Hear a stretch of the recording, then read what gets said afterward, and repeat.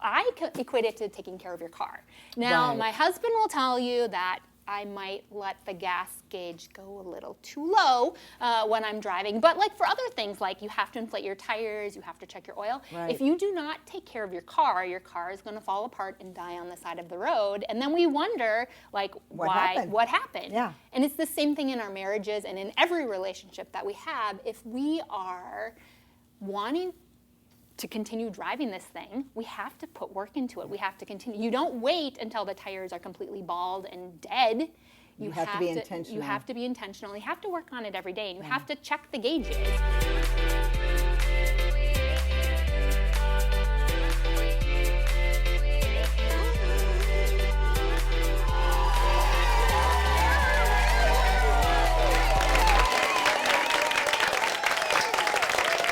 Today we're going to talk about something very dear to my heart, marriage. And I love our hashtag. It's probably my favorite hashtag of all time. Talk to me, baby. Well, maybe not like that, but talk to me, baby. I don't know if you've ever been this way, but there's sometimes I just want to grab my husband and say, just talk to me, baby. Or maybe in your relationship, your husband's trying to get you to talk to him. But whatever it is, communication is important in marriage. And I recently read an article, and it gave 8 things that long-lasting couples have in their marriage. Would you like to hear them? I know you do. So, number 1 I thought was the strangest one ever, but share a bank account. You share a bank account, your marriage will last. I'm not sure what that means, but I didn't know that you don't have to share a bank account. I need his bank account. Okay, number 2. Where would I be? Go away together. Not with your mother-in-law and not with the children. Number 3, hold hands. Okay, I'm married to a germophobic, so that one's scratch. Okay, number 4. Ooh, are you ready? Make time for the big S word. And that's not submission, it's called sex. Number 5, date each other. That might go with number 4. Number 6, listen to each other. Number 7, communicate openly and honestly. And last, and I thought this was the most precious one, choose each other every day. Wow. I thought those are all great things that long-lasting couples do that keeps them together. But you know, in ministry, sometimes it's hard. How do we communicate? Because all of these have something to do with communication. And how do we do that with all the demands that we have on us? And how do we do that as ministry leaders? How do we keep our marriages strong? Well, that's what we're going to talk about today.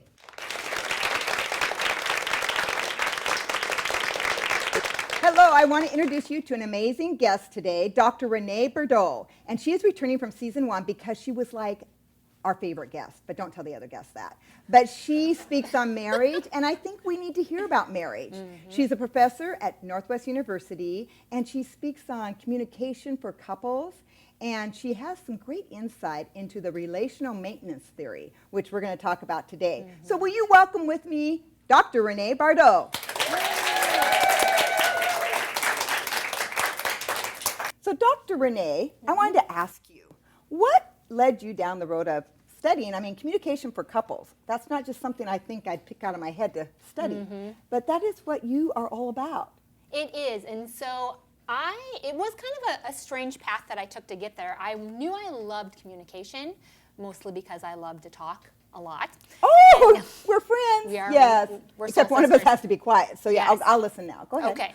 And I knew I liked studying communication or how we communicate with each other. And we can look at what's going well in marriages. There is a lot of marriages, or a lot of research that looks at how marriages don't work and how relationships don't work and why relationships are falling apart and why we're getting divorced. I've read all those. Yeah, and they're scary. Yeah. But I wanted to look at what do we do well, because if we can enact those things that we're doing well, then we can make our relationships better. And even if they're struggling, enacting some of those things that are positive will make it better as well. So I just feel like positive communication is where the Lord has called me to study, and everything I do, it's still like lights the fire. I'm so excited, and I teach love and communication at Northwest University. I teach lots of relationship classes because I love it. Family so communication. Love and communication. So how does love work in with the communication? Oh, so this is a tricky one for me. So because I can say I love you, but do I love you? Correct. And this is where, so when we see I do love you, but I'm just saying. I love you too. Thank you. I love you too. Yay. Okay. When I hear the command, God says, love one another, love your neighbor as yourself. Like in the Gospel of John, we see this as the greatest command, love one another. And that should be easy, but I found in my marriage, well, my family relationships, my friendships, and especially my marriage, it's not easy. Yes, I can love you, but some days I'm mad at you. And some days you do something that drives me crazy, and sometimes I'm scared to tell you how I feel. And so for me, this call to study the positive side and looking at the call, the command to love one another says, it's going to be tough and it's going to be a tough road, but you have to continually put work into it every single day if you're going to do it. And that's why it's probably a command. Because he knew we wouldn't just naturally love one another. Because when you get married, I mean, before you get married, he's so awesome. Oh, yeah. Yeah, and then you get married. I'm not saying this. This is a friend told me this. But then they get married and little things happen, and you have to really die to yourself many times to love another person.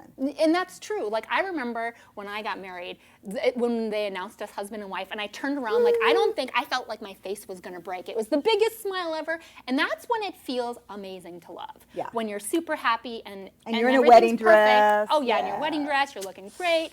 But then you wake up one morning and somebody forgot to go get groceries, or you're mad about something. And then that command to, okay, I need to figure out how I'm going to love you this is hard. And so studying positive calm is a perfect marriage for me, in that I'm learning more about how God wants us to love and how to love when it's tough, but to make our relationship stronger. So now, we've talked a little about this relational maintenance theory. Give us some insight, because it's got some behaviors in there that it talks about, that if you want to maintain your marriage, that'll help. These are things that you need to be doing. Can Absolutely. you share some of those with us today? I can. I would love to hear them. I'm going to be taking notes, okay? Okay. Before we understand more about the theory, it's important to understand what do we mean by maintenance. And so this is my favorite way to think about Can what I say that? maintenance Because maintenance sounds kind of like, doesn't it? Like, yeah, we don't want to really, we're just in love. But go ahead.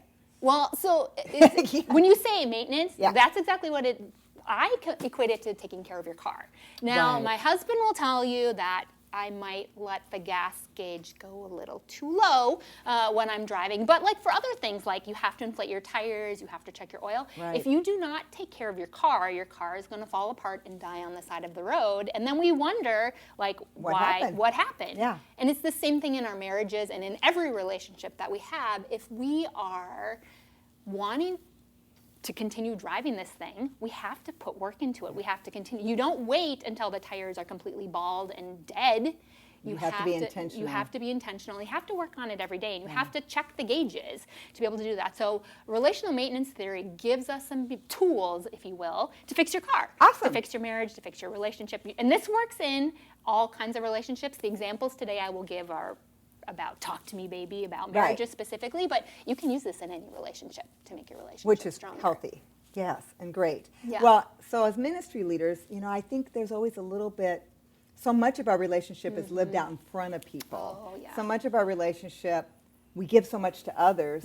So it's hard to maintain this many times when we are out there so much. So what behavior in this would you think would be important for like ministry leaders to really be doing in their marriages? To be able to pull that out. So the first thing, and this is where sometimes I think it gets challenging when you are a leader, and especially when you are in front of people or you're, as a spouse, being pulled in lots of different directions. The first one is simply self-disclosure. And for me, this is one of the ones that comes to the top because it's the reminder that I have to tell the other person how I feel. I have to tell them what's good, and this isn't about just like, oh, I like the color purple, which I do, but I need to tell them how I'm feeling, the good and the bad. And this is in everything. And when you're busy, you often feel as if, oh, well, it's not the right time. This is going to stress them out. It's not the right time. I'm not going to tell them. And then 1 hour turns to 2 hours, turns to 2 days. And that doesn't work. And I counsel my children when they're learning about their relationships. I said, once you stop talking to somebody, the devil's getting in there and saying, stirring the pot and that they don't like you and they don't like this about you. Just talk about it. And just talk to me, baby. Yeah. And that's why this hashtag is perfect. Yeah. And so with self-disclosure, I actually have, I call it my gut meter. When I feel as if I'm really upset about something and it gets all wound up, the only way to release that is to talk. And I have to go to my spouse and say what's going on. So if you, and I don't know what, so it might not be gut for you. Maybe your neck gets really stressed. Or you start sweating. Your heart starts racing. Yeah. If you're like, I'm uncomfortable about something in my marriage, that is the Holy Spirit saying, listen, friend, go talk to your spouse. Like, I'm giving you all I can. Like, go. That's your push to say, talk about it. So as soon as I feel that racing going around. But now for you, and for me too, I have to be honest, I have no problem doing that. Mm-hmm. My husband would tell you. In fact, I pre do a little thing before I talk to him. I'm not sure if this is really me or if this is normal Debbie or hormonal Debbie. So I'm not sure. I want him to know it might, tomorrow I might be different. Mm-hmm. But I don't have the problem talking. I know in a lot of relationships you have one that is the talker, that can get it out, and I can just self-disclose all I want. So Renee, since I tend to be a talker, and my husband, talks, and he's great, and he's really cute. So I mean, if I had to choose talker or cute, I'd go cute. But he does talk. But I think, how do I get him to talk more? Is there? So my husband and I were actually doing this cute little book where we had to. It gave you a task for the week, and you had to do it for your spouse, and then there was a prayer or a verse to meditate on. And the one I get, and I kid you not, I opened it up and I was like, that's exactly how I responded. It said, listen to your spouse. And I was like, I have got this. I teach this. This is easy. I don't even know why I have to focus on this. And it gave you some tips, simple tips. And this is literally just turning towards them. Step 1, eye contact, don't break it, and then lean in. Lean in. Keep clothes on? Yes. Okay, just thought I'd ask. Okay, that's another one. Okay, got it. Right. That's for another day. Okay, another day. I got it. So, but this is what I did. And I thought, okay, there's no way that these little things are going to make a big difference. So the first day, I'm like, okay, first of all, I was like, I don't need to work on this, but whatever, like the Lord's telling me to work on this. It's my assignment. I'm going to do it because it's homework, and I do my homework. So he came home from work, and I was sitting on the couch, and he came and sat next to me. And so I turned towards him, which I never do. Normally I just talk. So I was like, okay, tell me more about it. And I made eye contact, and I said, tell me about your day. Like, I was really excited. And he's a tech guy. I don't actually know a lot about what he does, but he started talking, and he kept talking, and he kept talking. And in my head, I'm like, whoa, what is happening? Like, he just keeps talking about it. And it was those little things. And he talked for a long time, more than he's ever opened up at the end of a workday before. So then now I'm a researcher, so I was like, this has to be a one-off day. He had caffeine, I don't know what it is. Yeah. The next day I'm in the kitchen, same thing. I'm helping get stuff ready because he's the cook, but I was getting some stuff out. And when he walked in the kitchen and he started chopping, I actually turned towards him, did the same thing, leaned in, like not like the weird lean in while he's chopping vegetables, but like leaned towards him and made eye contact. I didn't want him to cut his fingers off, so I didn't try to make it too weird. But same thing, and I said, how was your day today? And he really opened up. Those 3 behaviors drastically changed how much my spouse was willing to open up, because what I was doing is stopping, and I was listening to what he was saying. And that made a huge difference. And so it's only because I thought I was really good, and I realized I'm not as good as I thought. And my husband will tell you, I have to confess, that I'm still not the best listener because I talk a lot. So that's my command. I need to love better. I need to love more than I have before. Okay. I think that's excellent. And it's something I have learned in my marriage, because I've been married quite a few years. But I did learn, I remember one time I was at a Starbucks, and because I'm a task person. So good, we're having our little date, now move on. I mean, it sounds horrible, but I wasn't really thinking about the present, that my husband and I were together, the kids were taken care of. And all of a sudden I just said, oh, do you have anything else? And all of a sudden he just opened up dreams and vision and I'm like, oh my word. And it took everything in me to sit and listen, because I really was on to my next task. This sounds horrible, doesn't it? But I will let you know, I sat there and I felt like the Holy Spirit spoke to me and said, you need to listen to him. Yes. He is sharing his heart with you. And this is what brings us together. We go back to that Starbucks date time and time again, because the things he shared from his heart did come true. And it was like, I thought, what if I've been too quick? Or what if I thought, well, my kids need me? Yeah. There's always something that we think is more important. But that command to love and to said listen. You have to stop. And when you're feeling that call, and it doesn't matter how harried it is, or if you have something else on your task list, to be able to do that. So I have something I want to ask you, because I hear this a lot with ministry wives. Okay. as far as not talking to their husbands. They tell me, well, he has so much on his plate. He's got so much, man, he's got, all these things going on. And they pull away from sharing their hurts, their struggles, because they don't want to add one more thing to his plate. And sadly enough, what I've seen happen in some instances, they find someone else to talk to, and it ends the marriage because, and they don't go down that road. I don't think they meant to go down that road, but they're looking for somebody who's listening to their heart. So, but that, I don't always feel like it's the husband's part or the pastor's part or the other leader's fault. I think what I've heard from women is, well, I just don't want to burden him anymore. What would you say to a pastor's wife that would say that to you? Oh. So that self-disclosure about the things that are good and bad is you have to tell the other person how you're feeling. You have to make the time for it. You have to be able to find time to understand them. And beyond that, so one of the other tactics is assurances. I don't think that we spend enough time telling the people in our lives that we appreciate them and that we appreciate the relationship. Something as simple as, and assurances is simply, I love our friendship, Debbie. Like that is what you would say in assuring them. You'd actually tell your spouse, like, I love being married to you. I love what you bring to this marriage. I love how you parent our children. I love this. And we wait. We do it on Mother's Day. We do it on Father's Day. We do it on their birthday. Yes. We wait until date night. But there's no reason why on Tuesday morning, when you're trying to rush the kids out the door, that you can't do that. Well, and I have another thing, because I know we're talking a lot of communication. Yes, we are. So, if communication breaks down, usually there's something else broken down in the marriage. You know, do you know what I'm talking about? Well, I think that sometimes the intimacy that you have gets put on the back burner because you don't want to make the time, because you're busy, you need sleep. So you said you don't go to bed angry. Do you communicate about intimacy? You have to communicate about intimacy. And so when we talk about the good and the bad, right? You can't live your life on a schedule. You can't say, okay, well, we're going to have sex on Thursdays, and that's just the way it's but my 8 little things I mentioned at the beginning of the show, it said one of them, make sure that you make a time for sex. Yeah, but that doesn't mean that it has to be a scheduled time. But right? What if you don't schedule it? Will it happen? You have to be able to communicate and talk about it. And you have to say, this is the things that I need, and I need to feel like I'm closer to you. Especially if your top love language is touch. If you've done any of the love languages, people that is their top love language, if you are letting them starve, especially when it comes to sex, it's a really big detriment. I think every guy's is touch, isn't it? Well, that's what I heard. That's what my husband told me. No? Oh, sorry. No, maybe it's not. Okay. But if you're not having that, then they're not feeling intimate. I mean, if we're not having sex, do you think that we can still communicate? Now, I'm not saying this for people that maybe aren't unable to have sex because of situations. But if you're just withholding sex from each other because you're... Oh, that's a horrible idea. Yeah, I'm just saying. Never withhold sex. Can you still communicate? Never withhold sex.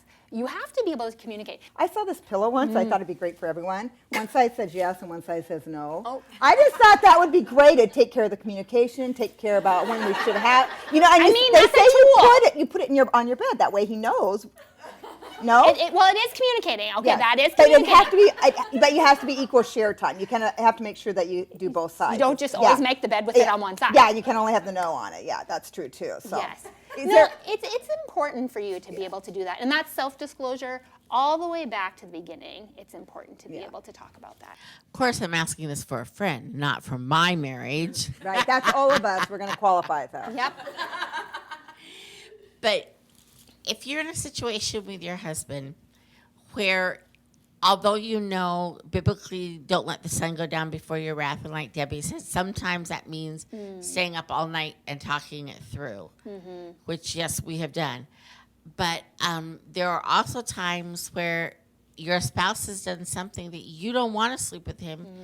You just don't want to touch him. You don't want him anywhere around. What do you do in that situation?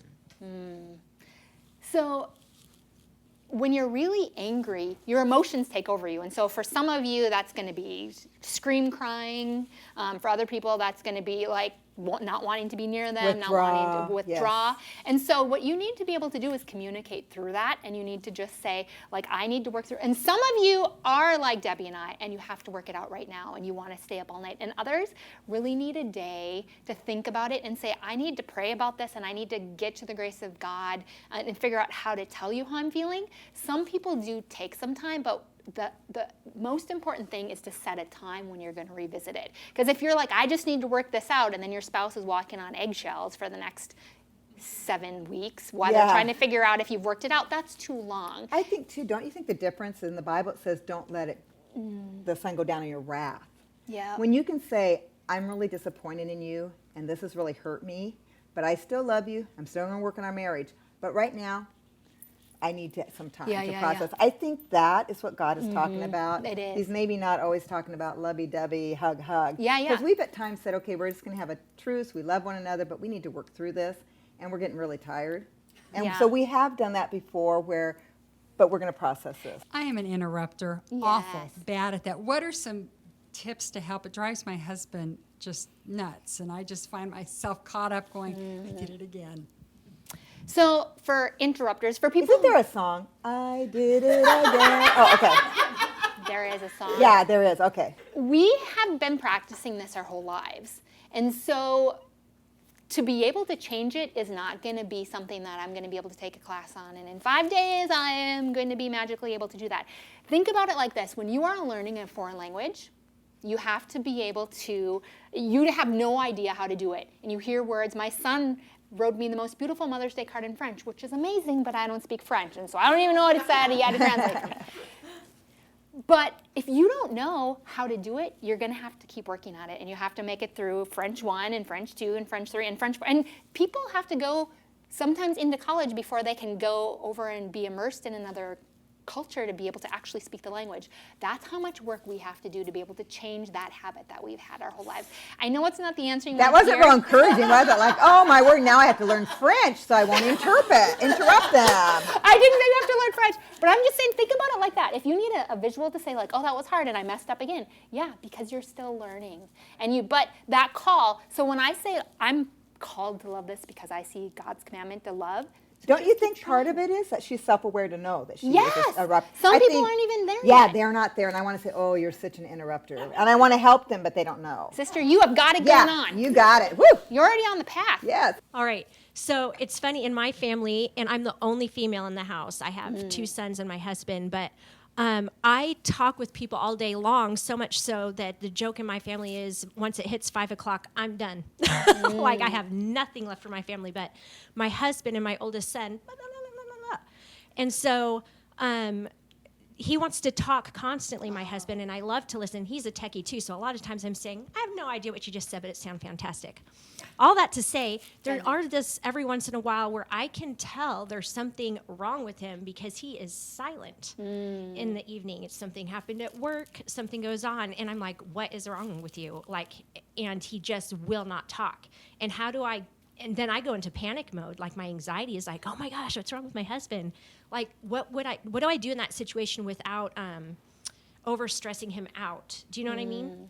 I need to say this because it's similar to my husband and I when we first got married. He had a really stressful job when we first got married, and I am a talker. And he'd walk in the door, and I would be like the puppy, like, da-da-da-da-da, and he needed to decompress. And when we went to premarital counseling, that was one of the first things I pulled out is you have got to give him his space to be himself too. You can still be a team and you can do everything you need to do. And the way I learned that, so talking about learning these new tactics, we had to set a timer. When he would walk in the door, he got 30 minutes to decompress, and he could get dinner ready and he could do all kinds of other things, but I couldn't unload in that first 30 minutes because he needed to decompress it and switch out of work mode. And sometimes, so if you have a pastor and he's been at work all day and he's stressed or there's staff stuff going on, he walks in, he needs to decompress. Yeah. So I can't even tell you the difference that made in our marriage because it allowed him to get in his head and make the transition into our family.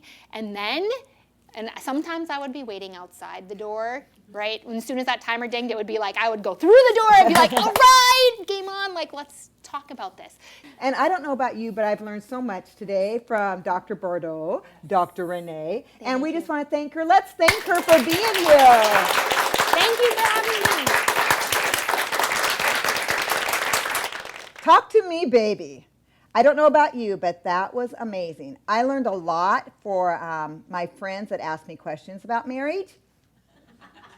And I know that my marriage is going to be healthier. I know, even though I've been married 40 years, I got married when I was 10, and it was legal back then.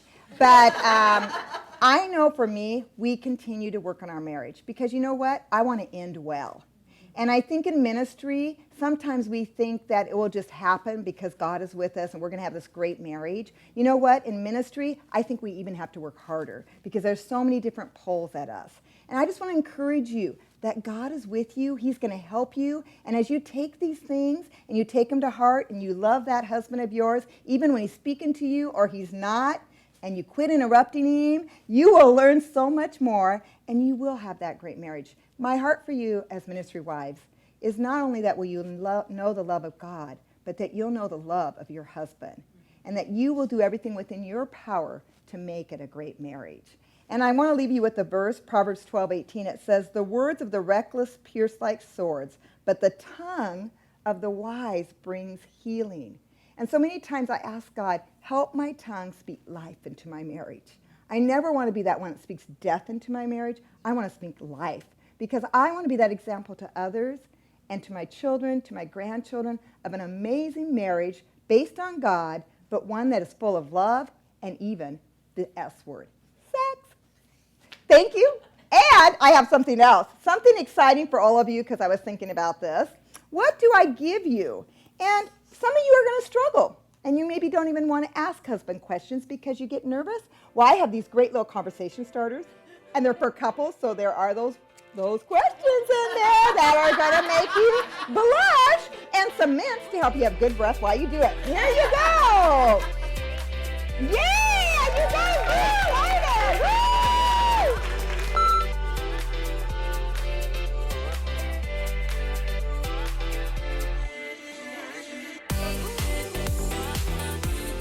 Hi, this is Debbie, and if you so much enjoyed this episode, like you are just out of control right now, then you need to call all your friends right now, text them, and say, "Oh, you my word, you need to get on Off Script with Debbie," and then you need to like it, and then you need to subscribe, because you know what? You don't want to miss an episode. Thanks.